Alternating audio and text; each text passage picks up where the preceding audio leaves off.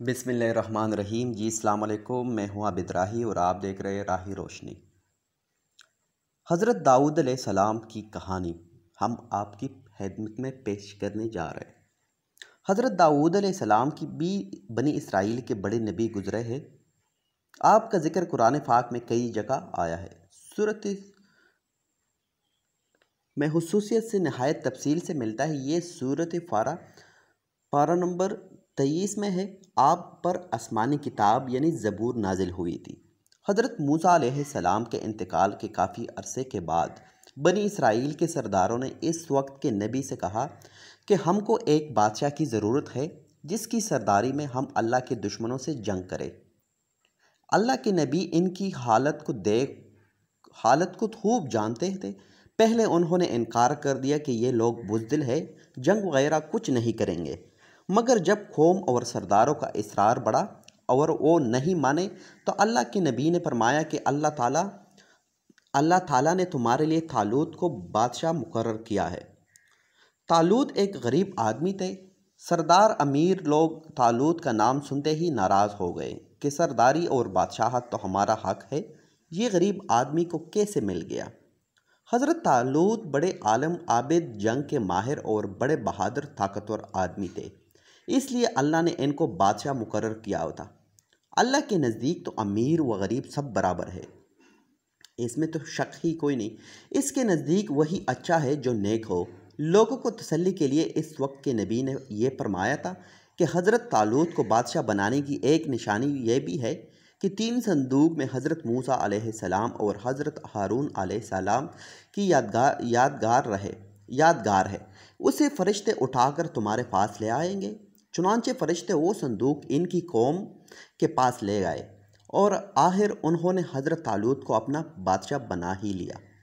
आखिर जब तालूत अपनी फौज लेकर रवाना होने लगे तो उन्होंने अपनी कौम की एक आजमाइश की कि अगर कोई मुसीबत आई तो ये लोग इसका मुकाबला करेंगे या भाग जाएंगे।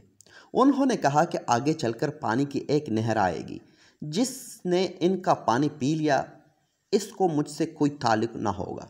मेरा आदमी वो है जो इसमें में से पानी ना पिए, ज़्यादा से ज़्यादा एक चलो पीने की इजाज़त है। मगर जब नहर में पहुँचने लगे, हम अपने दुश्मन जालूत से लड़ने की ताकत नहीं रखते, मगर इनमें से वो लोग जो ईमानदार थे और जिन्होंने सिर्फ एक घूंट पानी पिया था वो पुकार उठे कि अक्सर ऐसा होता है कि अल्लाह के हुक्म से थोड़ी सी जुमात बड़ी जुमात पर गालिब आ जाती है। अल्लाह हमेशा सब्र करने वालों का साथ देता है। जब ये लोग जालूत के लश्कर के सामने आए तो दुआ की कि ए हमारे रब, हमें अपने पास से सब्र अता कर कि मर मिठे मगर दुश्मन से डर कर पीछे ना हटे। हमारे पाँव जमाए रख और हमें फतह दे। फिर अल्लाह के हुक्म से उन्होंने दुश्मन की शिकस्त दी। हज़रत तालूत अलैहिस्सलाम के बाद हज़रत दाऊद अलैहिस्सलाम को अल्लाह ने हुकूमत अता की और हुकूमत भी ऐसी अता की कि इंसानों के साथ पहाड़ों और परिंदों को भी इनका फरमान बरदार कर दिया। इनको दनाई और मुकदमों के फैसले करने की लियाकत बख्शी। फिर भी वो अल्लाह की इबादत हर वक्त करते रहे। अल्लाह ने इनको हुक्म दिया था कि पूरी ज़र है बनाए खड़ियों के जोड़े में मुनासिब अंदाज का ख्याल रखे और अपनी ज़िंदगी नेक कामों पर खर्च करे।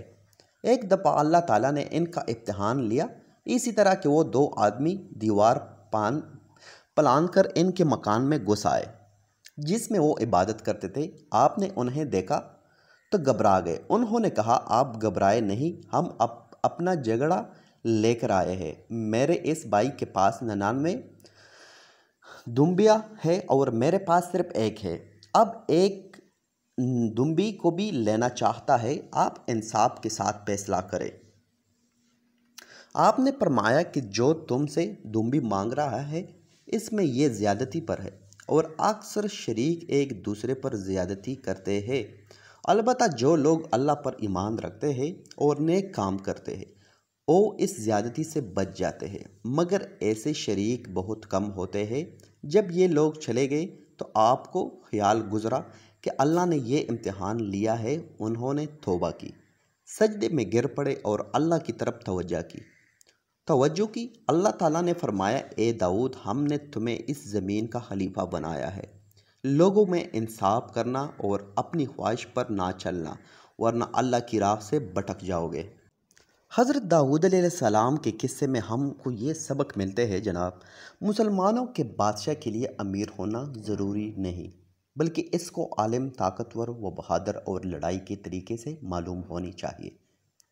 जैसे हज़रत तालूत को गरीब आदमी थे, गरीब आदमी थे, मगर ये सब खूबियाँ इनमें मौजूद थी। अल्लाह ताला ने इनको बादशाह बनाया। आजकल हमारे मुसलमान ममालिक में जो भी बड़े होते, सरमाएदार होते, जागीरदार होते, वो सबसे बड़े ताकतवर यानी नवाज शरीफ, जरदारी, ये हमारे मुल्क पाकिस्तान की बड़े बड़े बादशाह बन कर आए हुए। और जो बंदा सही मिलते है वो जनाब जी चोर भी बढ़ जाता है, सब कुछ बढ़ जाता है। ये हमारे इंसाफ की तकाज़े है। और साथ ही दूसरी बात यह है कि जनाब, जो हमारे इस्लाम में हमें जो आर्डर मिले हुए हैं और हमारे जो इस्लाम की जो उसूल है, रूल्स है, उसके ऊपर हम नहीं करते, अमल नहीं करते। और जो गैर मुस्लिम ममालिक है वो हमारे जो इस्लाम की जो हुक्म है उनके ऊपर काफ़ी ज़बरदस्त अमल करते हैं। और हमारे जो मुसलमान ममालिक है माशाल्लाह जी, बस सुम्मा अल्हम्दुलिल्लाह। तो जनाब, दुश्मन में से लड़ाई जीतने के लिए ये ज़रूरी नहीं कि तादाद ज़्यादा हो, मगर ज़रूरी यह है कि हमारा अल्लाह पर कामिल यकीन हो, वो हमारी मदद करेगा। हम मौत से ना डरे और अपने अमीर की अताअत करें। हमारे पास कितनी ही दौलत आ जाए, यहाँ तक कि चरण परंद, पहाड़, लोहा सब हमारे ताबा हो जाए, मगर हमें अल्लाह को नहीं बोलना चाहिए, दिल की ख्वाहिश पर ना चलना चाहिए, सबके साथ इंसाफ करना चाहिए।